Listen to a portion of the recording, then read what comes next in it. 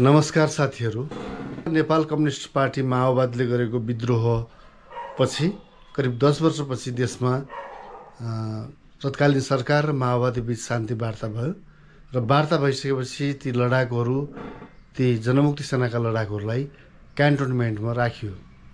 क्यान्टोनमेन्टमा राखिसकेपछि उनीहरूलाई समाजसँग कसरी इन्भल्भ गर्ने अथवा समाज र उनको बीचमा कसरी एउटा राम्रो सम्बन्ध स्थापित गर्ने भनेर थुप्रै संस्थाहरूले काम गरे। त्यो मध्ये एउटा संस्था GIZ ले पनि शान्ति निर्माणमा धेरै ठुलो भूमिका खेल्यो भन्ने मलाई लाग्छ। त्यसै सन्दर्भमा समाज र क्यान्टोनमेन्टका सिपाहीहरूलाई मनोवैज्ञानिक रूपमा कसरी एकअर्कासँग जोड्ने भनेर एउटा पिस रिलेटेड एउटा प्रोग्राम थियो। त्यसमा मैले पनि एउटा नाटकको माध्यमबाट द्वन्द्व समाधानमा कसरी काम गर्न सकिन्छ भनेर लामो समयदेखि अभ्यास गरिरहेको एउटा प्र्याक्टिसनरको हिसाबले मलाई पनि त्यो संस्थाले तत्कालीन समयमा हायर गरेको थियो र जसअनुसार मैले पनि क्यान्टोनमेन्टसँग जोडिएका समाजहरूमा काम गर्ने मौका पाएको थिएँ। त्यसै सन्दर्भमा एकपटक हामी होलेरी पुगेका थियौँ। एकजना विदेशी साथी हुनुहुन्थ्यो, म अहिले उहाँको नाम लिन्न किनभने त्यति प्रोफेसनल हुँदैन, र त्यसपछि नेपाली भर्सनबाट म थिएँ। हामी दुईजना साथीहरू मिलेर त्यहाँ 7 दिनको तालिम चलाउने अनि त्यसपछि त्यो समाज र क्यान्टोनमेन्टको बिचमा डायलग गराउने अथवा त्यो पिस किपिङलाई अगाडि कसरी बढाउने भन्ने खालको कार्यक्रम थियो। हामी बिहान बिहान यसो गाउँ बस्तीमा घुम्ने गर्थ्यौँ। त्यसै क्रममा एक दिन हामी होल्लेरीको डाँडोमा तल दाङको सुन्दर उपत्यका हेर्दै हामी त्यो माथि डाँडोमा घुमिरहेको बेला मेरो विदेशी साथी, म वास्तवमै नेपाललाई धेरै माया गर्ने हाम्रो एकदम असल साथी हुनुहुन्छ, उहाँले मलाई एउटा प्रश्न सोध्नुभयो, सुरेश, यो नेपाललाई स्थायी शान्ति अथवा विकास गर्नको लागि तिम्रो विचारमा के चाहिँ गर्नुपर्छ होला नेपालमा भनेर उहाँले मलाई प्रश्न सोध्नुभयो। मैले सिम्पली उहाँलाई जवाब दिएँ, अब शिक्षा स्वास्थ्यको एउटा सुनिश्चितता हुनुपर्छ र त्यसपछि बढी हामीले प्रोडक्सन अथवा हाम्रो कृषि प्रधान देश भएको हुनाले हामी बढी लगानी हामीले कृषिमा अथवा उत्पादनमा गर्न सक्यौँ अथवा हाइड्रोमा गर्न सक्यौँ भने हाम्रो देशको लागि चाहिँ त्यो राम्रो हुन्छ भनेर मैले भने।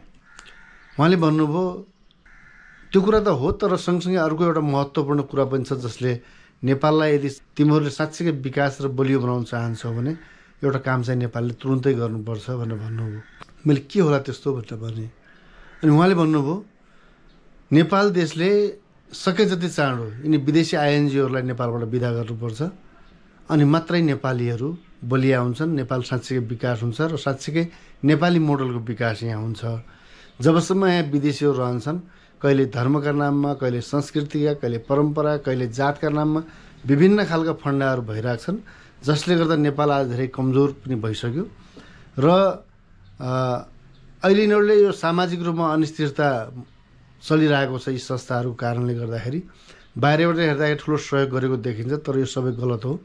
किनभने जति पैसा आउँछ सबै विभिन्न जागिरीका नाममा, तलबका नाममा सबै पैसा उतै फिर्ता हुने हो।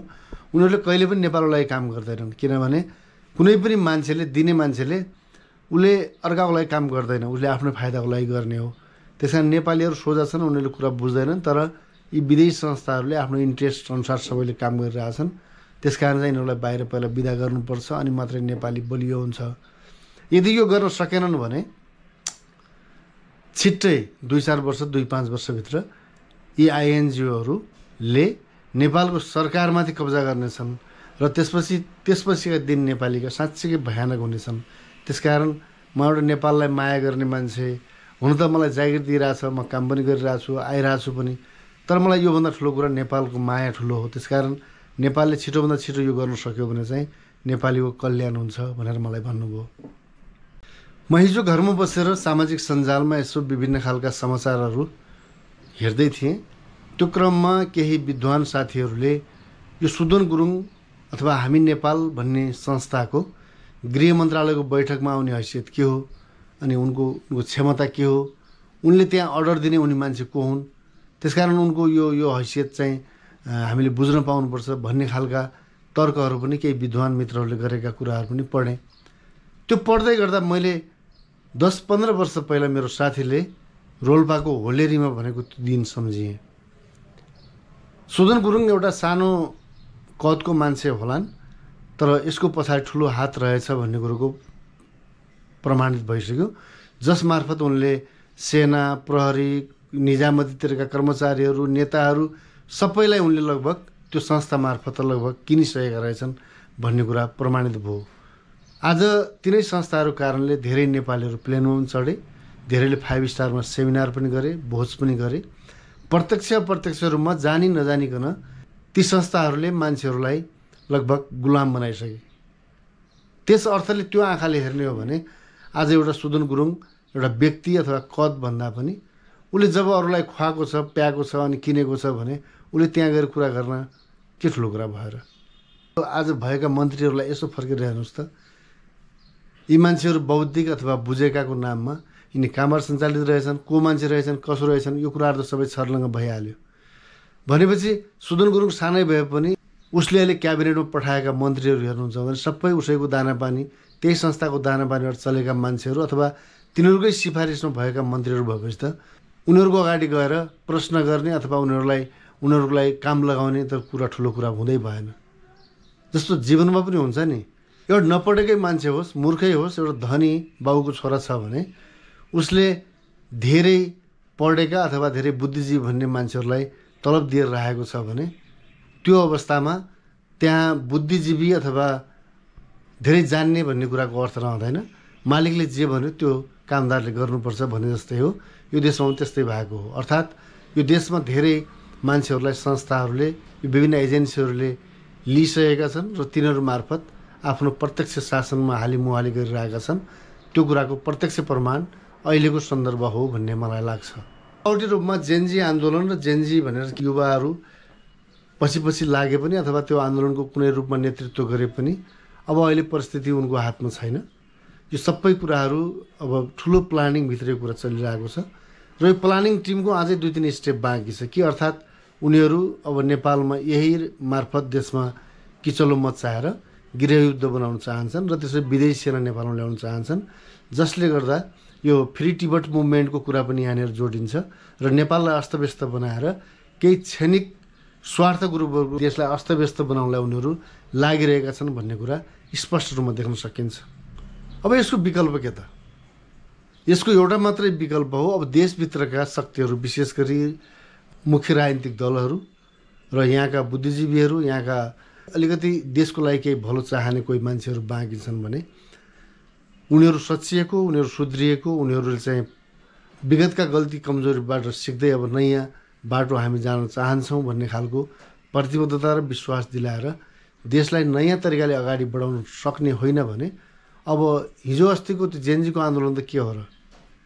अब त्यसको पनि ठुलो भेल, ठुलो छाल आउनेछ। त्यसले नेपाल देशलाई एकदम नितान्तै गृहयुद्धमा फसाउँछ भन्ने चाहिँ मैले बुझेको कुरा त्यही नै हो। आज कस्तो समयमा यो मुभमेन्ट भयो भने राजनीतिक दलहरूप्रति आम मान्छेहरूको विश्वास गुमेको बेला, आम जनतामा आक्रोश बढिरहेको बेला यो सबै चिजहरू अगाडि बढेको छ। त्यसकारण यो परिस्थितिमा दलहरूले आफू सचिएको, सुध्रिएको र नेपाल देशप्रति हामी प्रतिबद्ध छौँ, आगामी दिनमा यस्तो गल्ती कमजोरी गर्दैनौँ, हाम्रो जीवनशैली सुधार्छौँ, हामी अनुशासित बन्छौँ र देशको लागि काम गर्छौँ भन्ने खालको प्रतिबद्धता लिएर अगाडि बढ्ने हो भने यो आन्दोलन अहिले कुनै न रूपमा यसको मुद्दा डाइभर्ट हुनसक्छ अथवा यो एउटा परिस्थितिमा जान सक्छ। तर अहिलेकै राजनीतिक परिस्थिति र अहिलेकै यही नेतृत्व, जसलाई भुटानी शरणार्थी काण्ड लाग्यो, जसलाई गिरीबन्धुको काण्ड लाग्यो, जसलाई वाइट बडी भन्छन्, जसलाई सुन तस्कर भन्छन्, जसलाई यो विभिन्न जति पनि काण्डहरू देशमा भए सबै चिजका योजनाकार यिनी नेता हुन् भन्ने भाष्य निर्माण भइरहेको बेला अब पनि यही नेताहरूले ठाउँ नछोड्ने, उहाँहरूले नै यसरी नै अगाडि बढ्ने कुरा सोच्नुभयो भने यो मुलुकको लागि दुर्भाग्य हुन्छ। हामी सच्चिनुपर्छ, सुध्रिनुपर्छ। हामीले पटक पहिलेदेखि भनेको शब्दावली हो यो। हामी सच्चिन तयार हुनुपर्छ, नभए हामी सकिन्छौँ। फेरि भेटौँला। नमस्कार।